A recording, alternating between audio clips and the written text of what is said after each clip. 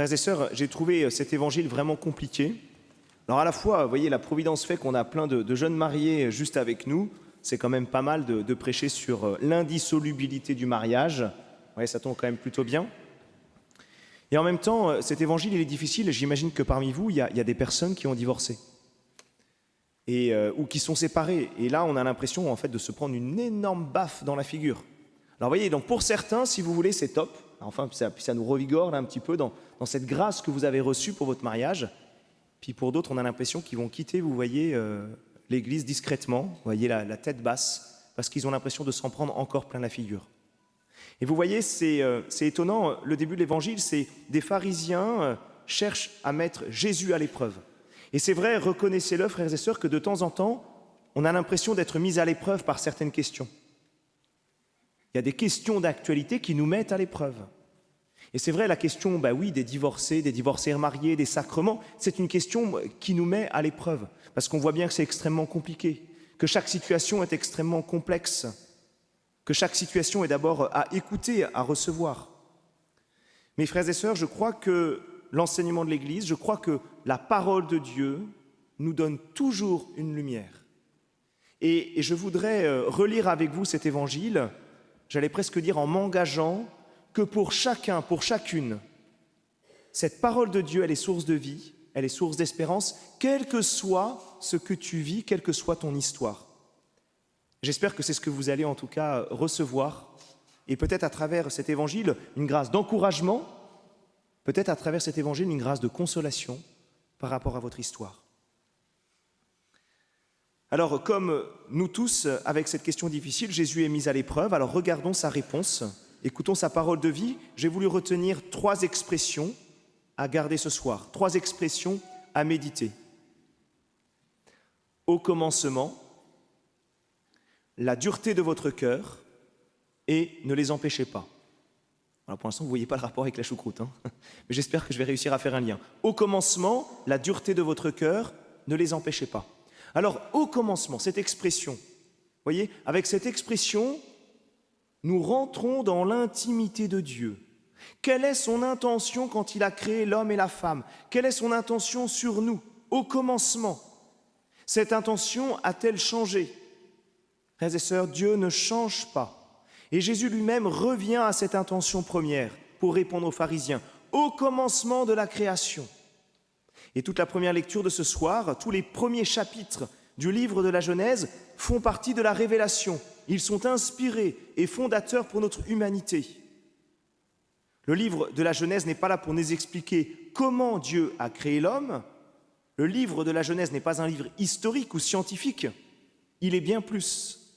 C'est un livre de sagesse que Dieu nous donne pour comprendre ce qu'est l'être humain, pour comprendre pourquoi Dieu crée notre monde. Alors, au commencement, l'intention radicale et fondamentale de notre Dieu, c'est l'amour. Il nous crée par amour. Il nous crée pour l'amour. Pourquoi? Eh bien parce qu'il nous a créés à son image et que lui-même est précisément amour. Le mystère de Dieu est un être de relation entre les personnes de la Trinité. C'est un mystère de communion. L'intention de Dieu, c'est donc que son propre mystère d'amour soit partagé, puisse surabonder. Communion de l'être humain avec lui-même, Dieu, communion entre les hommes, et particulièrement communion dans la différence, dans l'altérité, hommes et femmes. Dans cette intention de Dieu, sur le couple humain précisément, il y a un chemin pour découvrir la présence même de Dieu. Quelle beauté, quelle grandeur, passer par l'autre différent pour découvrir le mystère même de Dieu. Frères et sœurs, il nous faut toujours retourner à l'intention de Dieu. Dieu nous crée pour l'amour, il nous crée pour la vie. La mort ne vient jamais de lui, les ruptures, les séparations, les injustices ne viennent jamais de lui. Il est le Dieu de la communion. Et oui, il nous a créés avec cette vocation. Nous sommes créés pour l'amour. Frères et sœurs, au commencement. La deuxième expression que j'ai choisie dans l'Évangile, elle vient de Jésus également. C'est en raison de la dureté de votre cœur. Là, on a l'impression tout d'un coup, de tomber. Oui, l'intention de Dieu demeure, mais nous sommes aux prises avec notre nature humaine blessée, avec un monde déréglé. Nous sommes aux prises avec notre péché. Pourtant, nous sommes toujours appelés à l'amour, à la noble vocation du mariage. Mais voilà, je fais le mal que je ne veux pas faire et je ne fais pas le bien que je voudrais faire, nous dit saint Paul. C'est l'expérience des échecs, des trahisons, des catastrophes, de mes propres blessures que je n'arrive pas à dépasser. Je subis la dureté de cœur des autres, mais je dois reconnaître aussi que je souffre moi aussi de la même maladie. Alors, sur toutes ces questions actuelles qui nous mettent à l'épreuve, reconnaissons que nous partageons tous, à l'endroit ou à un autre, ces luttes, ces échecs, ces difficultés. Pour certains, cela est visible, cela est même public par la force des choses. Pour d'autres, cela reste caché dans le secret de la famille ou du couple ou dans la solitude. Certains ont des problèmes de couple, d'autres souffrent d'une orientation sexuelle non choisie, quand d'autres se disputent en famille, quand tout simplement la guerre ne cesse de faire rage dans notre monde ou quand un ouragan sème la terreur. Frères et sœurs, ce n'est pas être pessimiste ou d'avoir le regard noir que de faire ce constat de notre humanité blessée, de notre humanité souffrante. C'est la réalité à laquelle nous sommes confrontés tous les jours. En termes chrétiens, cela s'appelle les conséquences du péché originel. La terre se rebelle et nous y avons notre part de responsabilité. Le bien et l'amour continuent à nous attirer, ils sont accessibles mais difficiles à atteindre. Deuxième expression, c'est en raison de la dureté de votre cœur. Troisième expression, et j'espère une expression pleine d'espérance, Jésus poursuit l'Évangile en disant des enfants eux-mêmes, ne les empêchez pas. Alors là, je me suis demandé quel était le lien entre la première partie de l'Évangile et la deuxième.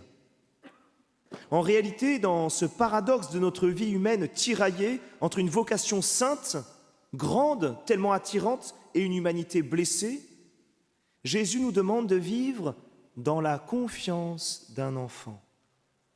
L'enfant a toute confiance en ses parents et ne s'empêche pas de se tourner vers eux, en particulier quand tout semble perdu. Oui, que personne ne soit empêché d'aller à Jésus. C'est Jésus qui le dit lui-même, que nos échecs, nos souffrances, que les injustices, que le mal que nous subissons ne nous empêchent jamais d'aller à Jésus. Il est venu dans notre monde justement à cause de nos désunions et de nos guerres fratricides. Il est la réponse à notre vocation qui est toujours l'amour. Frères et sœurs, écoutez bien, le Christ ouvre à chacun, à chacune, quel que soit son passé, quelle que soit son histoire, quel que soit le mal subi ou ses propres duretés de cœur, un chemin nouveau.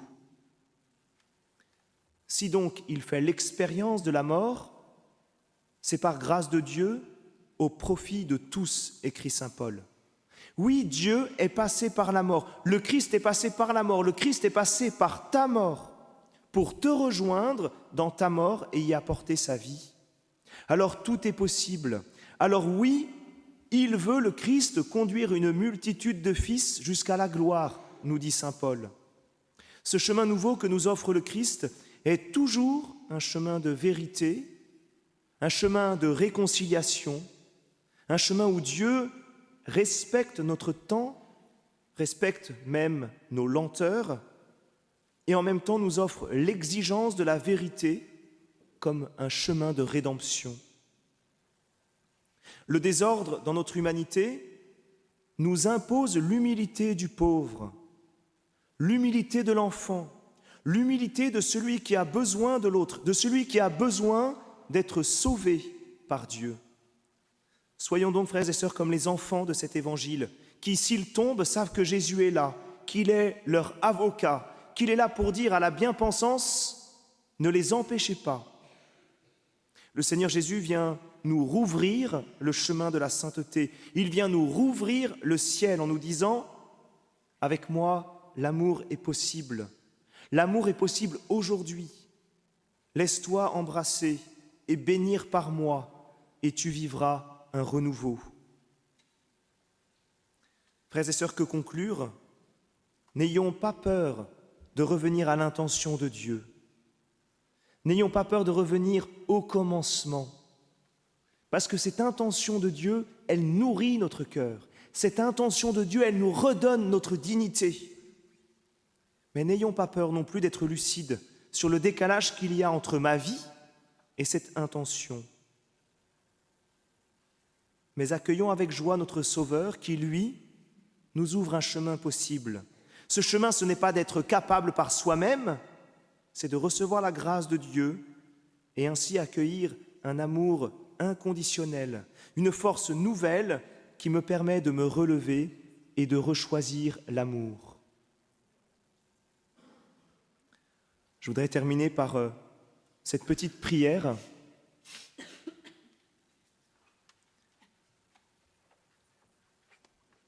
Seigneur, ce soir, je voudrais te confier tous ceux qui, comme moi, peinent dans le chemin de l'amour. Tous ceux qui se reconnaissent durs de cœur, mais aussi ceux qui se sentent rejetés par les hommes, rejetés par l'Église quelquefois, parce qu'ils n'y arrivent pas, parce que le chemin de sainteté leur paraît inaccessible. Seigneur, viens guérir nos cœurs à la fois blessés et à la fois trop durs. Seigneur, montre à chacun qu'au contraire, tout est possible à celui qui croit. Montre le chemin de sainteté que tu ouvres à chacun. Montre combien tu respectes chaque personne, chaque histoire. Combien tu es le Dieu qui aime envers et contre tout. Le Dieu qui sauve. Le Dieu qui nous apprend à aimer aujourd'hui. Amen.